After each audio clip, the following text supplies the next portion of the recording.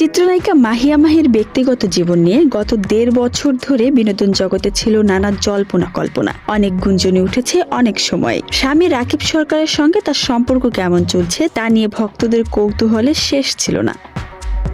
বছর দেড়েক আগে মাহি নিজেই সামাজিক যোগাযোগ মাধ্যমে বিচ্ছেদের ইঙ্গিত দিয়েছিলেন। সেই ঘোষণার পর জনসম্মুখে আর দেখা যায়নি এই তারকা দম্পতিকে। তবে সম্প্রতি সব গুঞ্জনের অবসান ঘটিয়েছেন এই আলোচিত নায়িকা। অনেকটা নাটকীয়ভাবেই তিনি ভক্তদের সুখবর দিলেন।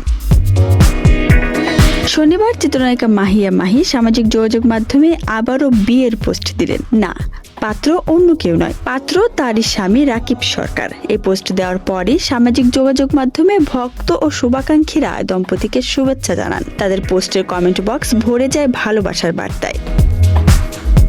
একজন নেটিজেন লিখেছেন, আলহামদুলিল্লাহ প্রিয় বড় ভাই, আপনাদের জন্য শুভকামনা, সৃষ্টিকর্তা আপনাদের সবসময় ভালো রাখুক। আরেকজন লিখেছেন, রাকিব সরকার ভাই, মাহিয়া মাহি ভাবি, আপনাদের জন্য দোয়া ও শুভকামনা রইল।